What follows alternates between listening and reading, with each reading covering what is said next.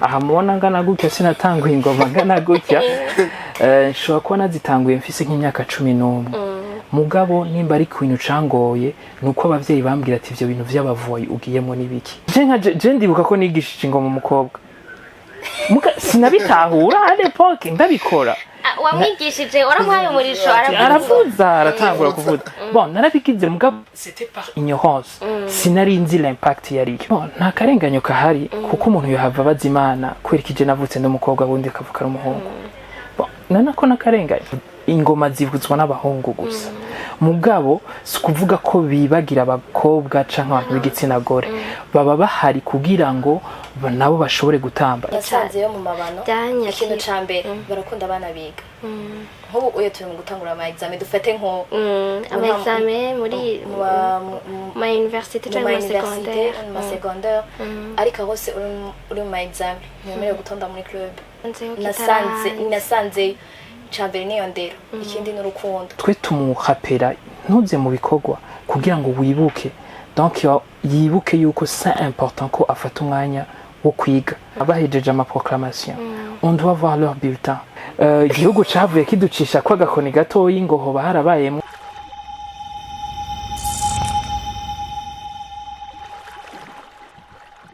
Salut guys, muraho murakomeye, j'espère yuko mumeze neza, muguwe neza, mushimana uko natwe dushimana muri BI. Ni Gloria Munezero kuri micro,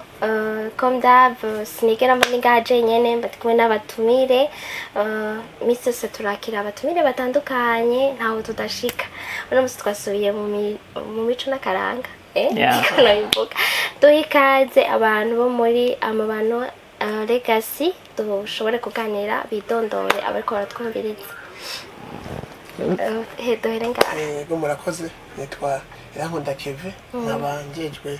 nkora igisata cy'intambo mu bahungu. Okay. Nitwa Nishemezwe Neri nkaba ndumushefite n'amakuru atamba. Okay, murakoze. Jewe ni Arsène Iradukunda nkabandi secrétaire exécutif mu Amabano Legacy. Okay. Nkuko muvyumvise nabo mu Mabano Legacy amazina yabo barayatubwiye mugabo baje ngaba serukiye umugwi w'amabano ari cyo gituma tuganira ku vy'amabano. Amabano ni namugwi ndangakaranga wavutse ryari cyumviro cavuye he ivyo mumbabarire ndabibabaza kubera yuko ari cyambere tuganiriye. Ego. Rero umugwi Amabano Legacy Amabano Legacy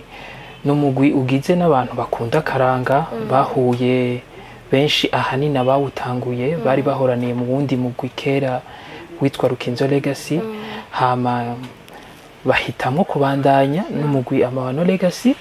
aho watanguye muri 2018 mu kwezi kwa mbere mu mpera zo kwezi kwa mbere niho tubatangura ibikorwa nyezina nk'Amabano Legacy. Ego urakoze cyane ndakumura amazi imyaka ishika kuri 6 muri ko murakora turi ku kivi. Ego mbega mwamye mufise imigwi yose canke mwari mufise ahantu hamwe mega twari tubazi cyane mu ngoma ubu unye ndabona nicaranye n'ubutwara abahungu utwara abakobwa navyo vyaje mu kubaryari. Tugitangura nkuko twari tuvuye muri Rukinzo Legacy twabandanije ingoma arizo hanini twari dusanzwe tuvuza mugabo nkaho ari bimwe tuvuga yuko atabwaguke canka kwagukirwa twagiye turondera twabishize mu ngiro nubwo twiyumvira ati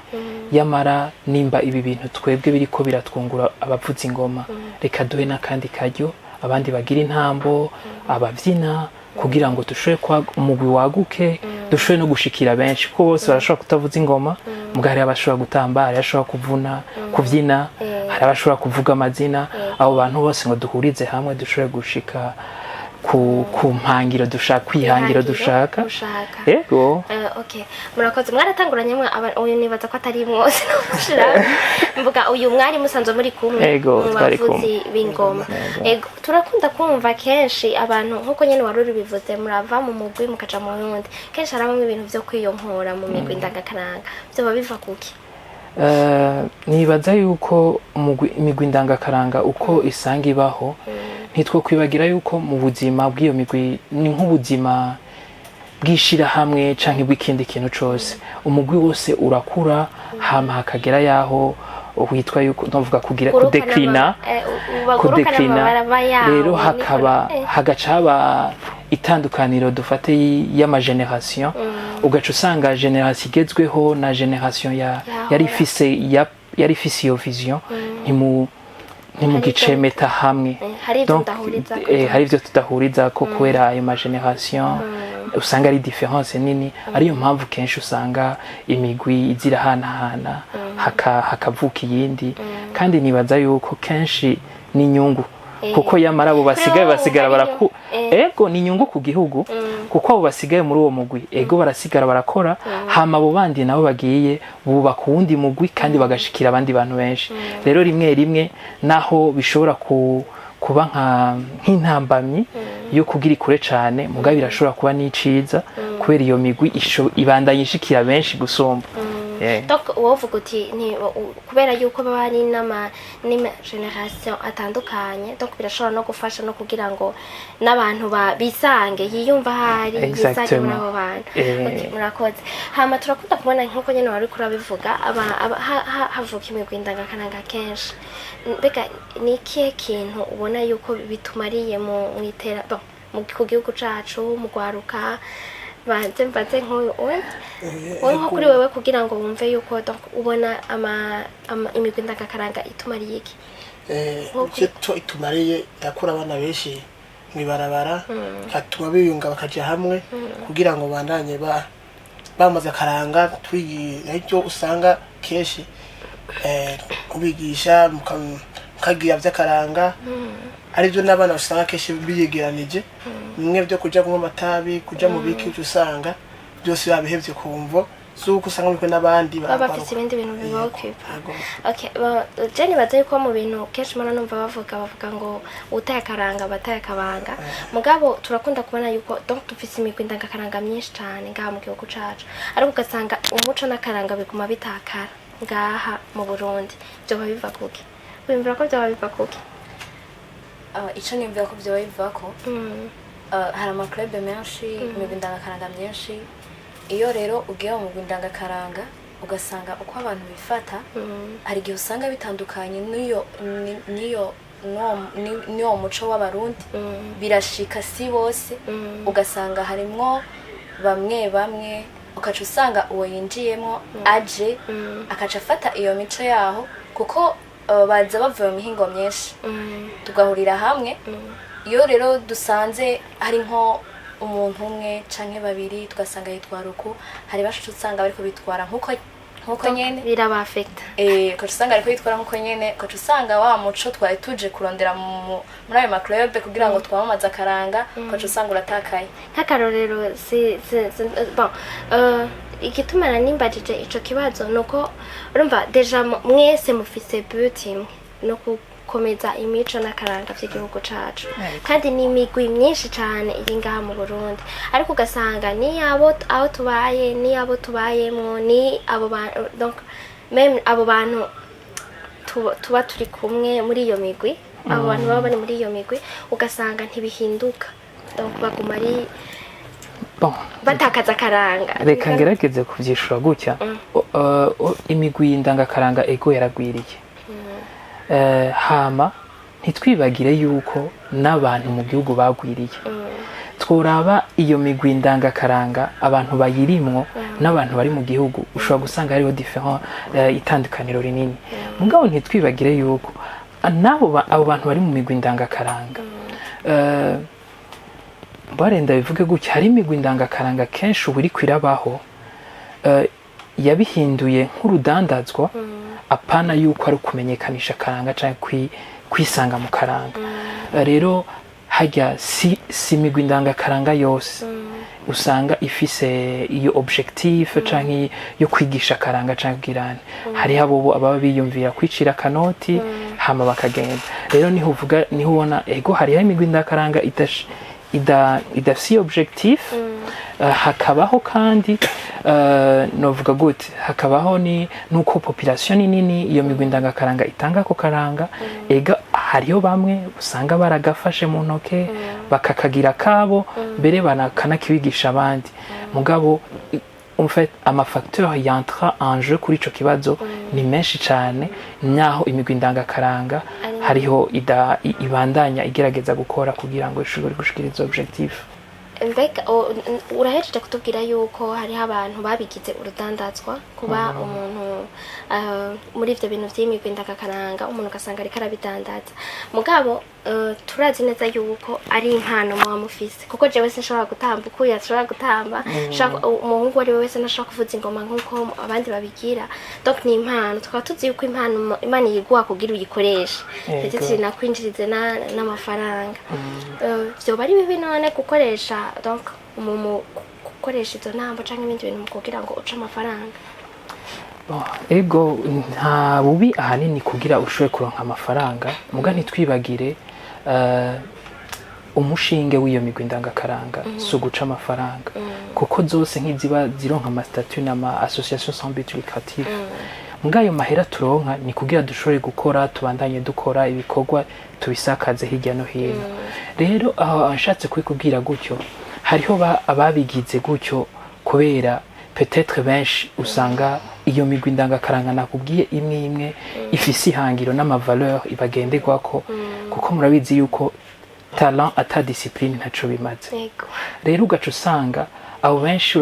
iyo rero kandi ntitwibagire ikiraya naho kiba kiri kimwe mu biraya nk'umufuko wose ukigumijeyo kirandukiza vyose. Rero abo bantu kenshi usanga no mu migwi ndangakaranga barabakuyemwo canke baragize ugaca usanga bagiye ahantu izo bedi talent bari mu migwi ndangakaranga ko umugwi ndangakaranga ufise valeur uraraba n'abamambwe bayo kugira ngo nimba hajemwo abo bantu bashobora kuba bafise imico itabereye bakabegeza nk'inyuma malgré talent zabo donc bakemera bakabatakaza kubera yuko babona yuko batari ko bemeta kuri onde zimwe batagenda ku mavaleur hamwe hama abo bantu kenshi ni uzosanga baragiye ahantu bariyunga kuko iyo manque de discipline irabakurikirana aho bari hose muga kubera talent baba bafise bo baca baragenda bakiyunga ari nka 4-5 bakicira amafaranga sans aucune valeur yerekeye akaranga bo babigira kugira baca amafaranga hama baje kuyakoresha comme bon leur semble mugabo ugaca usanga batwe bariko baratwandukiza nk'abanyakaranga none baca biheka kuba kuko urumva kugira ngo wemerekwe kuja kubwira umugwi ndangakaranga ese nta bintu bisabwa abo bantu si bafise imigwi ndangakaranga yanditse usanga biyunga gutyo nyene muga bagenda baducafuza twebwe jeno baha ni nk'intahe gatoyi kuri jewe nyene aha mubona ngana gutya sinatanguye ingoma ngana gutya nshobora kuba nazitanguye mfise nk'imyaka 11 mugabo nimba ari kwintu cangoye nuko abavyeyi bambwira ati ivyo bintu vy'abavoyi ugiyemo nibiki ntibatahura yuko ari imigwi ndangakaranga ifise des valeurs zishobora gutuma ukura ukaba épanoui ukaronka même des valeurs culturelles zigufasha mu mibereho yawe no muri épanouissement même mu makarrière mu mashure donc je sinzi nagize imana mpugora ntarumura na Rukinzo Legacy ndagerageza sanga nabo baratwitangiye muri ayo mavaleur yo kwerekana yuko n'abantu bize n'abantu bariko bariga bashobora kuvuza ingoma bashobora kumvira niba bavoye donc on essaie de plaider toujours plaider par l'exemple kugira ngo turabe yuko izo valeur twobandanya twizegwa mu bantu ntitugume dufatwa nk'abavoyu kandi nibaza yuko nabo babikora ndibaza yuko nabo nyene bazorabe hariho ukuntu bishobora guhinduka kubera kintu ne mutobikurako mukarondera je sais pas muri benshi mukarondera ingene mushobora kuvuga muti bene aba bantu bagenza gutya anye turashaka yuko barika kugenda baraducafuza canke baragirane niba ari umugumwe hari imigwi 30 mu Burundi est-ce byo bananira ko murondera ingene mubikurako? Il y a des initiatives de fédération ziriko ziraba mu vyerekeye ama club culturel abavuzi b'ingoma mugabo c'est un processus ushobora gusaba umwanya kurumva mu muvuye mu bintu bitandukanye ama objectif nahari presque amwe samwe exactement mutegezwa kwalinya hamwe kugira turabe yuko twobishira mu ngiro kugira ngo twikingire ko buba mu minsi uzosanga n'umuntu areke kuzana umwana wiwe peut-être kubera uko kuntu abona abo bantu bamwe bitwara yeah. Okay. Nkuko nyene wari uriko urabivuga hariho amageneration donc agenda aratandukana maybe mwe mwagiyeyo muri generation 80 peut-être ngira ngo canke 70 ayo mageneration nibo bari barabitangiye ubu hariho amageneration 2010 bariko barakura kandi bariko baragira iyo myaka turimo kandi ugerageje kubiraba ntidusangiye ivyiyumviro donc uko tumeze nkuko nyene mwariko murabivuga kandi uri kuranaraba nabana umenga ibintu byo kwiyatasha cyane ku bintu byo mu Burundi canke iki ari abantu bariko baratakara cyane sinzi ko ariko nabandi ko ndabivuga ugerageje kuraba ivyiyumviro vyabo ko babona imico ko babona donc ubupfasoni canke iki tusa wiyumvira yuko iyi migwi ndangakaranga yoyo igerageza gusiga sinzi ngene bacita kugerageza gufata umuce gukomeza imico n'akaranga ntitakare muzokora gute mubibona ko donc mwibona dufatire no muri 2040 kujya bariko baravuga Burundi bw'imbona donc buteye imbere bwifashe canke 2060 mubona umuco n'akaranga mu Burundi bizoba bimeze gute si babanze bavuga ingene oya ko bivuze gushika nk'umugabo uteme 40 tiko turabuye hana ko gwaruka ko temvo mikedo wacu kuko gwaruka dufise kubera ko umutoye gushika mukuru kincambere naduhemeriza kwanza n'indero kwiga rero turavyo bakagubu gushika 2040 urumva ko bazobabaza gukora azwana nandi bazobabaje inyuma babigishije yandero mutwe twifuza umva ko uzoba ko birafata inzira nawe byo bitarashika neza gusurumva neza yuko bizokashika kuri etape nuko nawe nanje kuco novuga fatiye muri club Amahano Legacy nkuko twebwe abatamba bari bashasha nkuko natwe twaje tuva mu mihinga itandukanye tuje gurira Amahano Legacy ico twahasanze indero iyo ndero tumaze kuyisangaho ndabona mu minsi iri imbere nitwabandanya uko indero twayisanzeho tuzogira ico twunguye muri twebwe twegera nico twunguye bamwe twasiga hahandi yego naje ni kuba completa nuko ego hariho iyo ndero nka fondement y'ivyo dukora hama iyo ndero wakuranye ushoboye kwiga bakakwigisha ingene wifata mu bantu n'ingene uganira n'abantu ivyo bintu nivyo bigushikana ku ntambwe nibaza yuko yisunonoye gatoya kuko niyo utiga ugira discipline ugira indero ntaho uzokwishikana rero twifuza ejo niyo ugwaruka gwaciye mu mabano rwose a 60% ntitwavuga 100% kuko twahava twihe 60% ntibashobora kwiga bagaheza bakaminuza hama bakaja mu buzima busanzwe nibo bazoja en contact n'abandi bantu benshi abo mu Burundi canke hanze yaho je namye nibaza kuva kera nimba hariho Uburundi bwibaza kuja mu burimi bwari bukwiye kwibaza kame mu bundi butunzi kama bufise ingoma n'intambo ni bimwe mu butunzi kama Uburundi bufise bushobora kuba consommé internationalement pour dire bushobora kuba exporté mugabo est-ce que on va contribuer de notre façon on va éduquer les personnes kugira ngo nibashikayo abantu bageze kumva yuko bashobora gukorera cyane ku exploiter iyo ubwo butunzi ka muri kuvuga bazosange hari abantu bari prêt quand même bashobora no kuja muri bashobora no kuganira nabo uko kwiga uzomenya indimi uzomenya kuganiriza abantu rero ni wagera yaho beexporta iyo culture tukabitahura kumwe n'igihugu nibaza yuko natwe tuzoba turi prêt kuja hamwe n'abandi ba artistes pour faire des interactions hagati n'abandi ba artistes barengeye Burundi comme ça on va vendre l'art birengeye donc espérons que Amahano Legacy turi kazi dans 6 ans espérons que d'ici 20 ans tuzoba dufise abajeune n'imiburi 50 bahejeje université tukaba dufise 15 bafise ama master n'ama doctorat voire rero abo bantu aho bazoba bari muri carrière zabo vu yuko on leur a inculqué des valeurs culturelles ni bazoto représente ni bato représenta ivyo ibizovamwo vyose no kugira biteze imbere igihugu ni ivyo bintu nk'ivyo uvuze yuko donc uko wari uri kurabitubwira ni ibintu byiza cyane kandi numva umenga biratanga umwizero mugabo jewe sindi ntibinyuze kubera yuko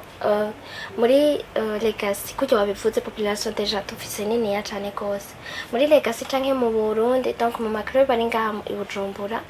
ntashobora meme no kukuvurangira ngo entière y'abanyagihugu baba ngaha anye i Bujumbura ico ni kimwe hanyuma ikigira kandi akenshi iyo umuntu ari karakura amaze kugira amabanga menshi aranabivamo bivanye n'umwanya bivanye nuko yafatiriwe n'ibindi bintu hariho n'abava ngaha mu gihugu bakagenda ahandi ivyo byose wowe ubona yuko none byotanga icizere gute ngaha anye tubona uko kuntu biriko biragenda donc bivanye n'abana tubona bariko baravuka kuko kera ngerageje kugira omo muri ayo cy'amajenerasiyo navuze y'imbere hariho abaca imigani bakagira ibitito bakagira imisokozo tukagenda turumva basomwa na gatoya ariko ubu nibaza yuko hariho n'umwana umubwiye ngo umugani cyangwa igitito nta kintu na kimwe ushobora no gutahura ese mu macrobe y'iwanyu murabivuga muti twigishe l'histoire du Burundi ou bien tugerageze kugarukana ya mico cyo turondera abantu baza kugira ivyo bintu ahubwo ntitubirondera gusa turabigira ku bwacu ahubwo ariko dushaka kubigira no ku bandi birengeye twebwe donc hariho un des projets dufise tuko turegeranya bamwe mu bahistorien canke mu bandi batimbo batwitangiye imbere babitahura kudusumvya kugira ngo babipartage n'abandi tugire amadeba dutahure kugira nakubwiye n'imigwi myinshi usanga ibaho mugabo ikabaho nyene nimba uje kuvuza ingoma uraza ukivugiriza ingoma uhejeje gutamba uragiye ntiwigeze umenya mbega bijya bintu ariko ndakora n'ibiki ana utovuga yuko atakoze amakosa muri ariko aragenda muri iyo migwi je ndibuka ko nigishije ingoma umukobwa sinabitahura à l'époque ndabikora wamwigishije waramuhaye umurisho aravuza aratangura kuvuza bon narabigize mugabo c'était par ignorance sinari nzi l'impact yariyo none ubundi ayo mata kenshi mpora niyumvira eske nta karenganyo ngaho kaba kariho bon nta karenganyo kahari kuko umuntu yohava abaza Imana kwerekije navutse n'umukobwa bundi akavuka ari umuhungu nana ko nakarenganye oya mugabo urumva ivyo navyo byakrewe n'abantu baravuga yuko petite ni bica bigaruka mu bintu byinshi bwabo no baca za muri oya reka ndakagucishirize ko ça fait un débat nibaza yuko ari nziza kuvuza ingoma umurisho w'ingoma si kuvuga ko ingoma zivuzwa n'abahungu gusa mugabo si kuvuga ko bibagira abakobwa canke abantu b'igitsina gore baba bahari kugira ngo nabo bashobore gutamba donc muri novuga gute mu kuvuza ingoma abakobwa baremerewe gutamba gusa naho batavuza baremerewe gutamba donc ntibabasize inyuma ntibabataye ahubwo gusa nuko benshi ntibigera bumva iyo kuri jewe ncambaza niba muri sport barabonye yuko umukobwa ashobora gutera umupira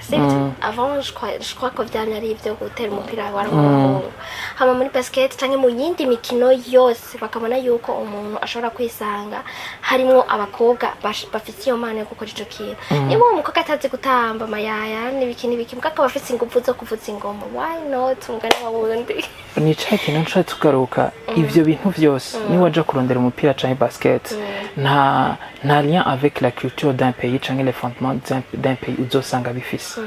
none est-ce que l'important nuko hojamwe abakobwa bakavuza ingoma canke l'important c'est de garder la culture telle qu'elle est mugabo quand même cette culture ikaba inclusive donc elle a été inclusive mu kwinjizamwo abagore kugira at least bashobore gutamba mugabo batishe le fondement ya culture c'est ça donc l'important ni nuko quand même il est inclusif ko nibaza yuko nitwica umuco kubwikubera ivyo bintu kuko n'Imana yaturemye umwe ari umuhungu undi ari umukobwa duca tuvuga ko yaturenganije kweli hariho de basique usanga zigoye guhindura okay bon nani ndiko ndabibaza kubera yuko ndi ngaha hariho abantu bashobora kuvyiyumvira ivyo wonye bakavuga ati kubera iki none ibi bintu umva cando present abo bantu babariza ico kibazo so tuce tubandaniriza muri legacy mwagiye muravuga kenshi bon uravuga amabano legacy amabano legacy sorry legacy yonyene ntibikwiye amabano legacy twavuze yuko kenshi mwagiye muravuga muti hariho amavaleur hariho indero twakura canke iki donc hari abaza mwebwe kuri mwebwe tuvugiye kuri mwebwe rero naho kuko twagiye turavuga mu migwi ndangakaranga muri rusange ubu unye tuvuge kuri mwebwe mwibaza yuko mukora gute iyo ndero muvuga ni yihe amavaleur yiwanyu naya reka kuri iyo ndero tuvuga nk'ubu abajene dufise abajene benshi bariko baraza mu mano legacy nkuko natwe twahaje nkuko twahaje twasanze bakuru bacu ari umuntu ngaha twasanze bagira kundera imwe bubahana ico ni cambere kubahana mu karanga byabikenewe byarashika twaba tuvuye ahandi nkuko mwabivuze twaba turi muri bwa bugwi buto buto giyo nkwaye ku yandi club na uri mu bari baravuye mu yindi migwi oya Jenny kubera club nahoramwo yari isa nk'iyasambutse nkuko nyene bagira babivuga ariko tumaze gushika twasanze indero tuganiti natwe ko dusanze indero tuzoyikwirikiza nk'ikihe kintu wasanzeyo kitari kirahandi ico wabonye uvuga uti vromeki ikintu nasanzeyo mu mabano ikintu ca mbere barakunda abana biga nk'ubu uye turi mu gutangura ama examen dufate nko ama examen muri ma université cyangwa ma secondaire ariko hose uri mu ma examen nyemerewe gutonda muri club mucamwa bijyanye niba ari ama repetition ayama ba mardi jeudi par exemple ni wowe ubu ugaruka aruko muhejeje nk'ubu abana barimo gukora konko bari muhira bariko bariga donc ntibemerewe kuvuga aje muramuhana ego kuko bafasha abavyeyi bacu kuturera nk'abana uca usanga abana usanga bavuye muhira ati tugiye muri club iyo badashitse abavyeyi bashobora kubaza baravyemerewe kubaza hama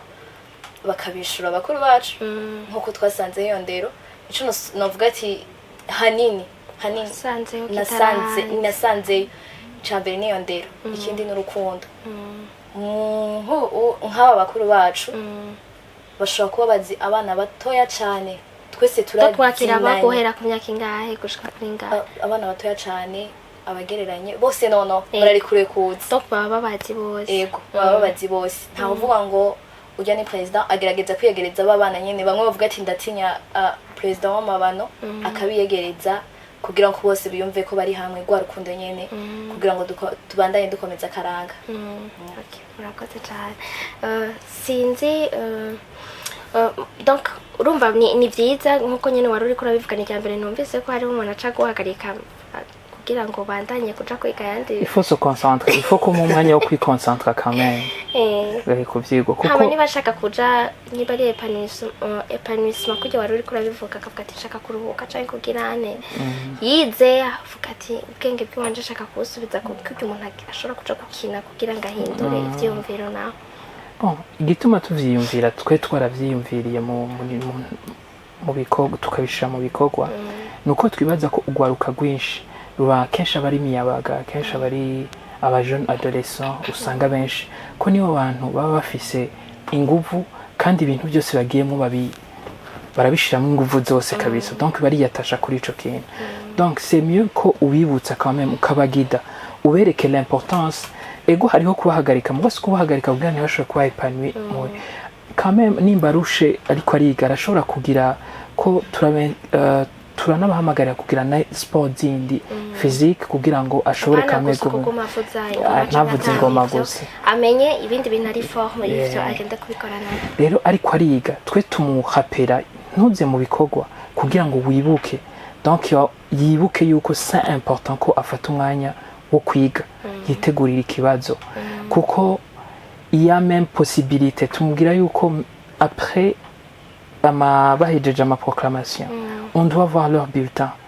tutegerezwa kuziraba tumenye yuko si hariyo effort dutegerezwa gushira kuri wewe. Donc muca mugira gute mu kugira iyo effort no kuca mu muhagarika nk'ayo mezi yandi akurikira mu yindi trimestre kugira ngo ça va dépendre. Hari igihe dusanga ahubwo tumubwira ati uyu murabana naho mwiga ku mashuri atandukanye, donc tukabegeranya ari babiri, ti wewe fata umwanya uzuraho umwanya ujya kugira mufashanye. Tubonye nawe uwo peut-être ingoma zashoboye canke intambo canke ivyo bindi vyose vya tubona yuko bigira bimusumbe, donc agira biha umwanya munini gusumba ishure, on peut aller même kuvugana n'umuvyeyi wiwe ti nabanza hagarike pendant ce trimestre yifocalize ku vyigwa, hama après iyo trimestre tubonye l'évolution tukamubwira ati karibu kandi. Donc harajamwo ivyo bintu kugira ngo twumve bumve yuko quand même naho bavuza ingoma l'important il faut kwiga. Nkuko nyine bari kurabivuga abantu abadolescent kenshi iyo umushize ko inguvu nyinshi acaye umengo ushaka kumucinyiza canke agaca vyanka agaca fuka akagenda, nta na rimwe biratuma bamwe baca bavamo bakagenda kubera ayo ma condition nkayo, kuko kuri twebwe dukuze turabitaho ni vyiza cane gose, ariko wewe peut-être azobitahura ikindi gihe ntabwo birashika ngo baca bagenda kubera ico. Bon, hariho abo bishika bakagenda mugabo nibaza yuko kenshi vyiza kuri twebwe no kumugwi d'abord n'ukuntu twashizeho izo ngingo suko ziva hejuru y'amara ngo zibashikira, ahubwo twagerageje ko izo ngingo ziva muri bo muri discussion, donc bari mu ba feza partie, donc twe twabahaye nk'intumbero nabo baritorera ivyo bintu. Rero kenshi iyo igihano kigushikiye canke contrainte canke ivyo gihe kigushikiye ari we wacivugiye, kenshi vraiment barabitahura yuko vuga ati nta kundi nije nabigize, ahubwo reka nshireho inguvu izi nezi. Uwo vyankiye nawe ko biramaze gushika benshi bakagenda, hariho abagiye bagaca bavuga ati abarangora reka nje mu wundi mugwi, mugabo muri twebwe nk'umumugwi nibaza ko vyoba vyiza naho nawe nyene tutaba tumuhevye ko benshi abagenda baragaruka. Kuko baragenda bakagaruka baravuga ati ndabuze wa mutima canke peut-être n'abandi arabuze umuntu amwitaho, eko ivyo bintu nyene. Donc si benshi babaha umwanya w'ikiyago, si benshi babumviriza babafasha mu murabaha umwanya wo kubumviriza, c'est pas seulement kuza ngo muvugire répétition mugende, muca mugira gute? Bon, turorganiza ibiyago que ça soit mu migwi itandukanye canke rimwe tukanahuriza hamwe, muga misi yose twama tugirana ikiganiro twese hamwe avant les répétitions, après muga pendant les répétitions tushobora kugirana ivyo biganiro peut-être arico dushaka gusiguriranira, nemba umuntu avuze ati bwa wundi runo ruvyino turiko turatamba rusigura ibi n'ibi. Donc aho nk'abavyina barahura bakabisiguriranira, canke nimba hariho comportement kumwe muri bo batakunze, rimwe baricara bakamuhanura. Donc pendant les répétitions, donc tutarinze kugira répétition zihere, kuko l'important la discipline et l'éducation, donc ni les fondements. Il y a fondement yiwanje la discipline et l'éducation, niba tukari vyiza cane gose. Bon, kuri nibaza ko numva umenga ni byinshi nakuba ndababaza mugabo nitwaba tuva ngaha, murashaka kutubwira rero amabano legacy kuri iyo myaka mutanguye mugizene, kuko mwariho muvuza muri abatimbo, ubu harimo abavuga abigeme, donc nk'ubunye n'ibisanzwe ko urumva ashaka ko yavuye mu mabano, donc muri mwege mu batimbo abo bigeme nabo baje ari bashasha, harabwa iki kugira ngo nabo bazemwo kugira ngo bashobore kuda barisanga mu bahungu bashobora kuba bazinanye ya 10 ans kugira ngerageje kwishura kuri ico. Twebwe tukiza ugabe twabwe kwa rukundo, tukiza batwakiriye nk'abashiki babo, twatanguye turavugana na president na vice president, hanyuma turaza mu mugwi, twatanguye turi 10 ariko tugeze mu 20 kuduga n'abana bato yabahari. Turaza dushitse baratuyagisha nk'abavukana, baraduha umwanya turayaga. barabona ko tutariko turisanga neza kuko twari tubasanze ari abahungu gusa kandi nabo bari bamenya ari abatimbo gusa turabona ko tutariko turisanga neza melange yaragoye gusa ntiyagoranye cyane baca baraduha ikiyago nyezina turavugana twese baratubwira ati nimisange muje muri basaza banyu ico muzoba mushaka kuvuga mwisanzure donc niba bavuga ati wowe uri mushasha nta n'ijambo ufise muri twebwe siko bora bababwira hano abahungu benshi batamba baje benshi batamba baje kuko nkuko abivuze uyu nabaje nenda nesa ndari mu mugwi ko jigiye umugwi ubaho ndenga na mwana muto yo muri bose tarungira ngo nege yumve rero baze kuzakobwa kuko icyumba cy'abo nandi bahungu bumva ati bashiki bacu bagiye mu gikanaka kanaka tuje kuravyo yagwa aho hantu cyane nyabaza ari benshi urusaku hanyuma bakasanga ibintu ko wabyumva ari nawe usanga bavyumva ubundi kuntu hashitse bagasanga kwa rukundo yandero kasanga nabene bashiki babo niho bari uvuga nibyo cyane rero n'ubuye batera baza kandi no bandika tunjenge urugwero abandanye bishika Arsene ntabwo babibatera kuba donc mwaramenyereye kuba muri abo bantu muri mwenyene ariko ubunye muko murakira abantu b'imi donc deja abigemeye surtout aba adolescente kenshi usanga bagoye ko bana mwebwe muri abahungu mwarakuze muri abahungu nta mushiki wanyu mwana mufise yamye ari muri mwege kugira ngo abadresse koma no mu gipolisi yugiye kugira ngo bagusopara hari abapolisi baba hari bategeza kugusopa mwebwe kugira ngo mushaka kubadressa muvuge muti donc il faut haba harimo nk'umwigemeye ariko bari muri mwebwe akuze aza kubaganiriza akavuga ati bujyanye wari kugenza ukuntu kuno mubwe ntabwo bibatera ko bizova bibagirira nabi canke bikagira bon avuga ngo umuhini mushasha utera amabavu yamara ego ntawe uvuga ko hatariho des changements namwe mutegerezwa kwiga mukadapta mugabo ni vya bintu hariko ngo processus de changement yose irasaba des efforts additionnels mugabo mara twarana tomboye twagize ibakwe ryo kuronka bamwe mu bakobwa nabo nyene bari bipfuza kuba mu mugwi ufise urutonde ufise n'ihangiro rero baca baza banabo nyene babishashaye turonkamwo aba leader muri bo donc badufasha ego twe turafise une vision globale mugabo hajya umaze kubana n'abantu benshi muri iyo migwi umenya kuhokonesa tana y'umuntu umwe wese donc ahubwo abo nyene baje nibo badufashije kugira kandi nibo bandanya badufasha kugira ngo dushobore kugendera ku base meza atawe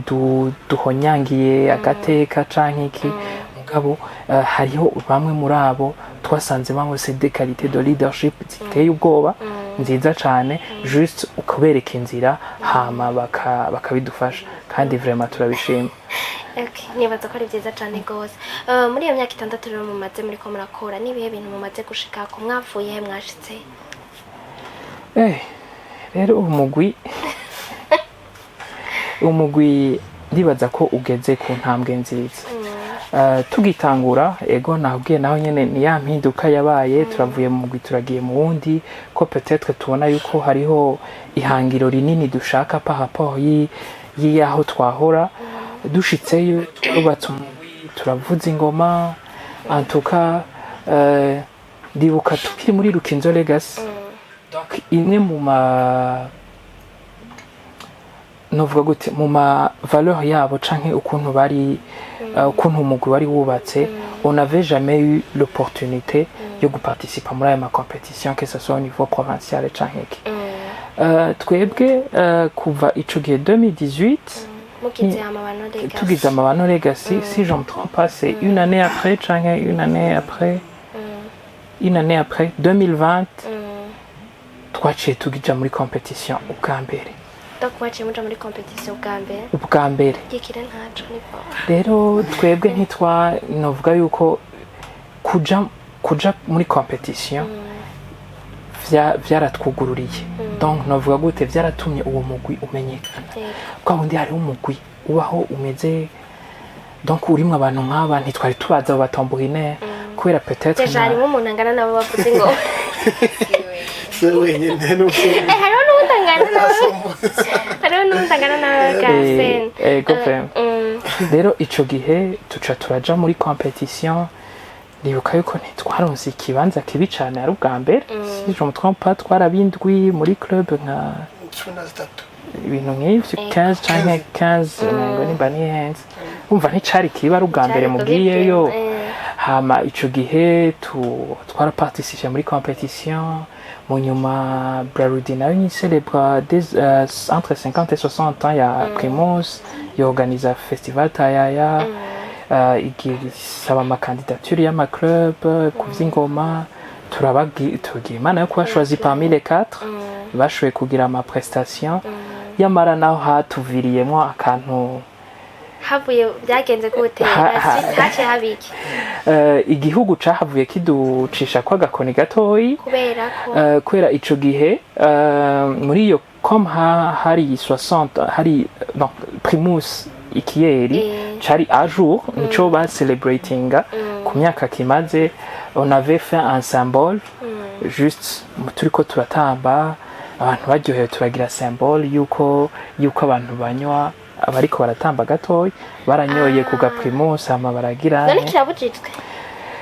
igihugu cavuye kiducisha kwa gakoni gatoyi ngo hoba harabayemwo une certaine dénaturation de la culture burundaise donc le fait yo kunywa ikiyeri uri kuranya turi kubavuza ingoma bon uge hajye mwebwe none mwarabitahuye canke umuntu aguma yiga ntamenya ryaraheza kwiga uyu yanabwiye ati la culture est vaste rero ico kintu ego catubereye nka gishasha mugabo yamara ubushikiranganje bw'ibibwa bujejwe imico kama urafise aba expert bashoboye gutahura kwico kintu exactement kitari kibereye Jenny baza yuko mugabo iyo umuntu muhanye wategetswe kumusigurira impamvu yahanywe kugira ngo basi ntavuga ati okay ndarenganijwe canke nta kundi ndemeranywe mugabo kamuhana mugabo umwereka igituma umuhanye mwebwe kuri mwebwe mwarabitahuye byukuri ko mwahanywe hageze canke muvuga muti nta nukubera ari nta kundi nta yindi shora twebwe inyuma y'ibintu byose twabitahuye ko ari une information turonse twatahuye ko ari une information ico kintu yamara atari ciza mu gukora mu gihe turiko turavuza umurisho w'ingoma donc twaracakiriye nka une information canke nk'ikintu kimwe ciyongereye mu byo tutari tuzi hama turavyakira turababwira ko twavyakiriye muga inyuma y'igihe amezi nka 9 twararonse ubasha bwo gusubira ku bikorwa hama inyuma y'ivyo bikorwa naho nyene on a fait le tas gushika ubu twarasuye muri competition yabaye l'année passée umva turasuye kugaruka inyuma hafi y'imyaka 2 d'absence hari igihe numvise mu bavuga ko mwagiye muri Ethiopie naho byari byagenze gute ego c'était ce mois de février naho nyene twaraparticipiye hari ouverture solennelle ya ni nka musée yo muri Ethiopie yitwa ni Adwa Victory Museum ni Adwa ni ingoma ni symbole y'ingoma yo muri Ethiopie bitwa ko bavuza mu gihe aba Ethiopiens bariko baragwana nimba ntihenze n'abashaka kubakoloniza donc iyo ngoma yari nka ruremesha ku rugamba n'ibiki byose ku rugamba and then kandi bararutsinda donc bagize symbole y'iyo musée berekana processus y'ukuntu iyo ngwano yagenze batsinda abakoloni rero bari bifuje yuko uburundi nka kimwe mu gihugu gifise ingoma ziryoshe kandi nziza baraturondera baradutumira donc barabatumiye donc habaye kugira ngo babatore harabwe iki nukuri nta twovuga ngo carabwe kinini ni c'est une invitation qu'on a reçue de la part ya bonyene les organisateurs de cet événement ils nous ont invités nkuko bohitamwo une autre artiste rero natwe on a fait que répondre présent turabiryosha byagenze neza twagize bakujye kuvugiriza imbere ya premier ministre la présidente imbere y'ama corps diplomatique ateye ubwoba l'Union africaine hama twagize niba kwe na l'ambassadeur yararyohewe aravuga ati nukuri vous m'avez donné mwarampaye iteka kuvugiriza hajya muri mwenyene twari aba artiste bonyene kiretse aba Ethiopiens twagiye donc cari igihugu conyene kimwe c'Uburundi cyatumiwe catumiwe donc nawe ari hari yararyohewe apana bisanzwe kamwe aravuga ati ahubwo ni kuri sinogenda ntabashimiye yaradufata umwanya wo kudushimira kandi natwe twaramushimiye ko yaratwakiriye neza kandi on essaie quand même kubandanya dupusa si on a été en Éthiopie il y a quelques mois bientôt tuzoja no mu bindi bihugu dusakaze ka karanga apana no kukerekana ngaha gusa murakoze cyane gose mbere yuko tuca turangiza nashaka donc mumbwire rero nkuko mwariko murabivuga turafise itunga vraiment ridasanzwe ko niba mwarahawe donc niba igihugu kimwe gishobora gutumirwa mu bihugu bigize isi canke bigize Afrika nuko baba babona agaciro ico kintu gifise canke ikibanza gifise rero nkamwebwe mubona yuko hokorwa iki kugira ngo vraiment Uburundi bushobore ku exploiter iyo talenta umugani w'uraho twigeze kuvugana iyo talenta dufise tuyikoresha imana ntizobave tubaza ico twayikoresheje mubona ko hoko kwiki urumva ikintu cose kirakigwa je dirais nkuko bategura ukuntu ikawa rizogurishwa bakadirondera des marchés internationaux nibaza yuko ibi bintu by'intambukama canke ivyino ni ibintu ahanini vyinshi birihoriye n'ibihugu même les festivals internationaux nyinshi ziba ni entre les pays donc ni kimwe nko mu bushikiranganje bwoba bujejwe izo ngoma bworondera que je dirais une marché extérieur donc kugira zishobore kwagukirwa ziboneke kuko sinibaza yuko usanga vyoroshe kugira ngo ushobore guparticipa muri izo événements ko twebwe nk'ubu niyo bishitse ukaba invité en tant que club vu novuga gute amategeko ahari agenga ingoma deja yonyene ni je dirais ko ari imwe mu mabarrière atuma nizo sorti nyinshi zidashoboka rero sinovuga yuko ayo mategeko ego aratubera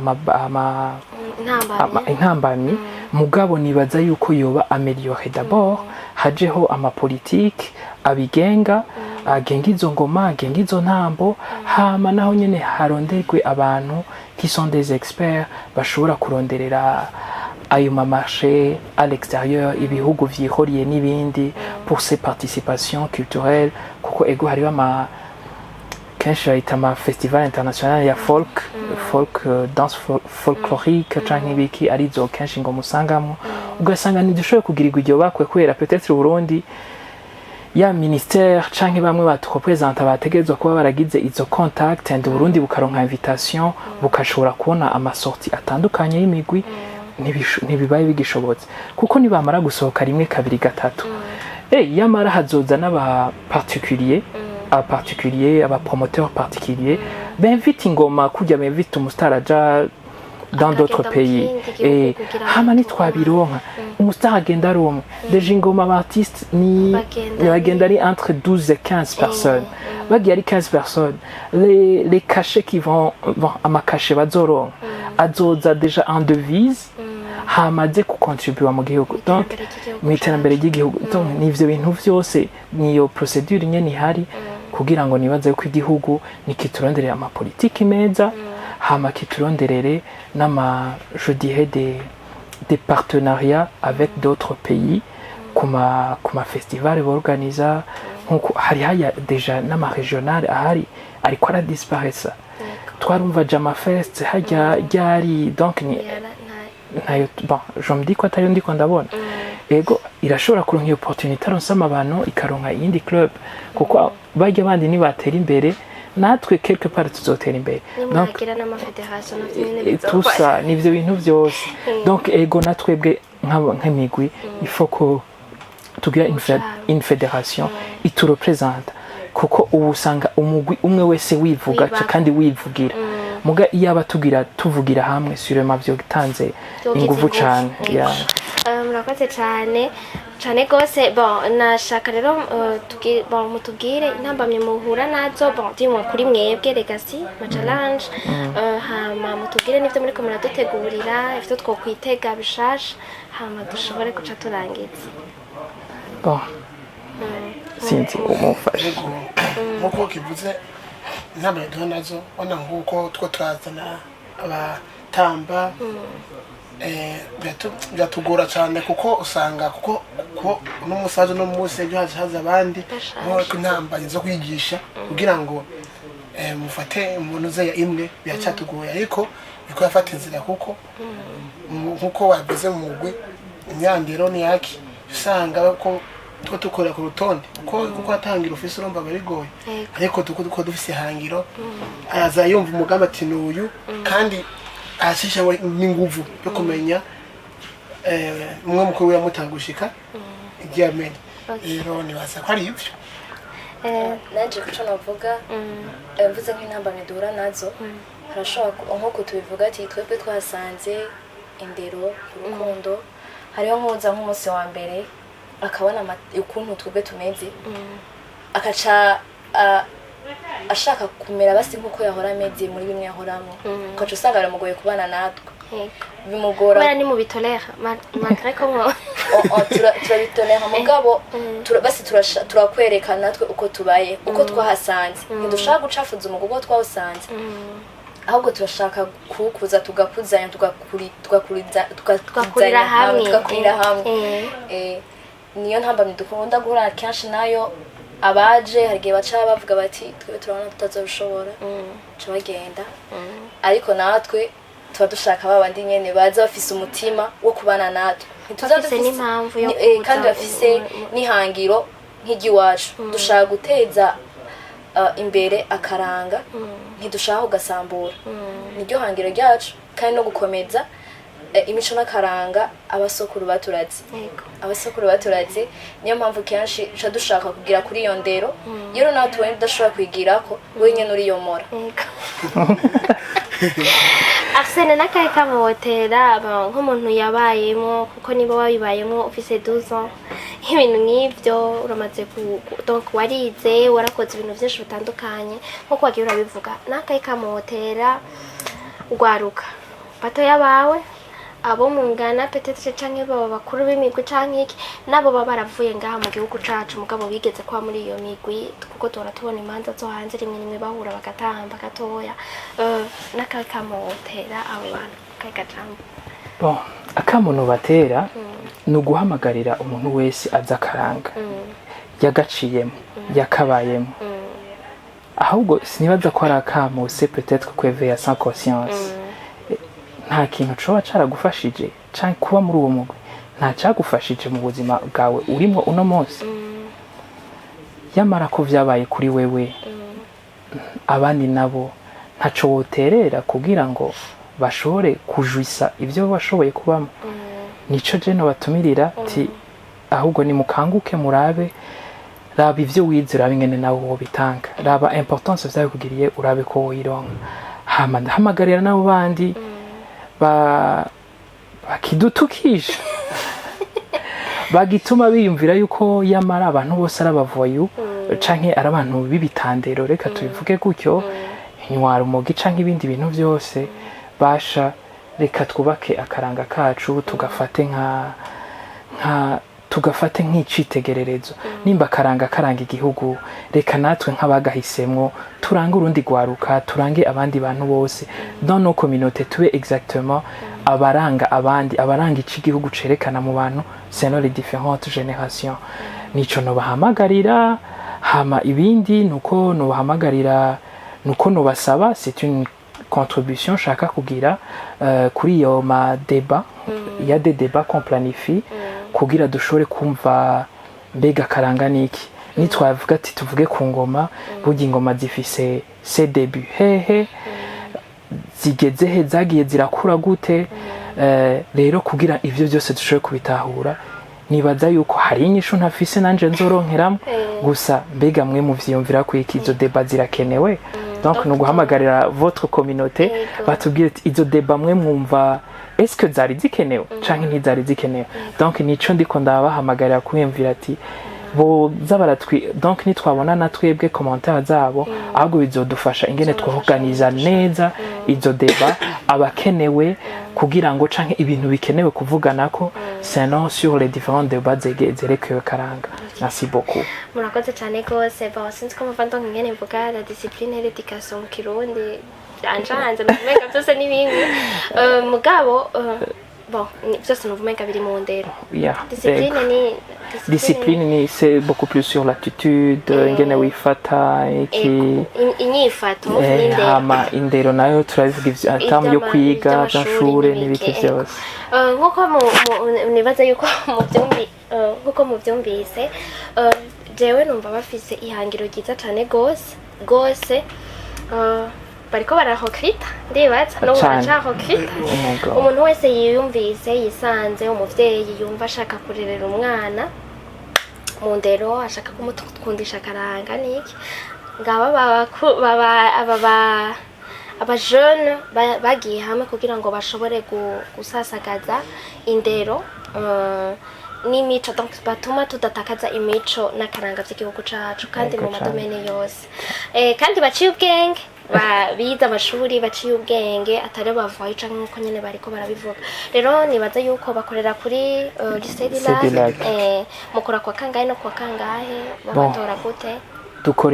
dukora iminsi ibiri mu ndwi dukora kuwa gatatu tugakora no kuwa Mungu kuwa gatatu dukora ku mugoroba kandi tugakora mu makartier aho umwe wese aho yegereye donc turagerageza ni sinovuga ko si entraînement iri général ahubwo ni entraînement mu magroupe bivanye naho baherereye donc niho habera ama entraînement donc ni nko guhura bakaganira bakerekana ivyakozwe dimanche ego mukamusaga ubaye mu kinama kazokwisanga ari kumwe niyo abo bari kumwe bagahura bakaganira bimwe vy'akaranga canke n'ibindi vyose bishobora gutuma donc baganira ivy'umugwi hama no kwa Mungu rero aho nibaza yuko hari umwanya munini dufata kwa Mungu inyuma y'abavuye gusenga kuko turemera abasenga tuca duhura kuva isaha zitanu duca dukora gushika saa 7 saa 8 tukaca tubona gutaha ego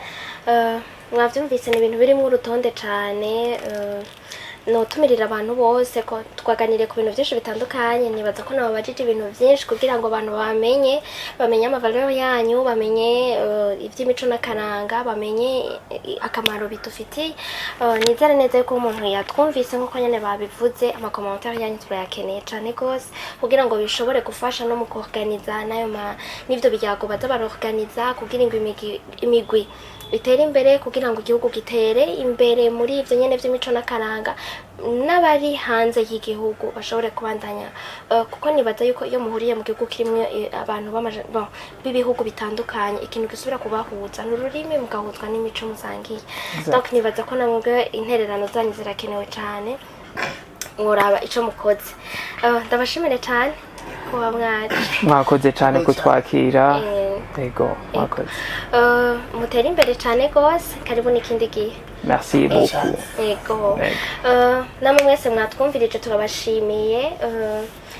mubandanye mudukurikirana mubandanye ko butari yabonesha kuri chaîne yacu yaboneshe hama ugira ama partage kubera ibi tuba turiko turavuga nga niba umuntu afata umwanya akicarana kugira ngo ashobore kubisangiza abandi bantu maybe wowe kirashobora kugufasha n'undi muntu coshobora niba wewe cyashoboye kugufasha n'undi coshobora kumufasha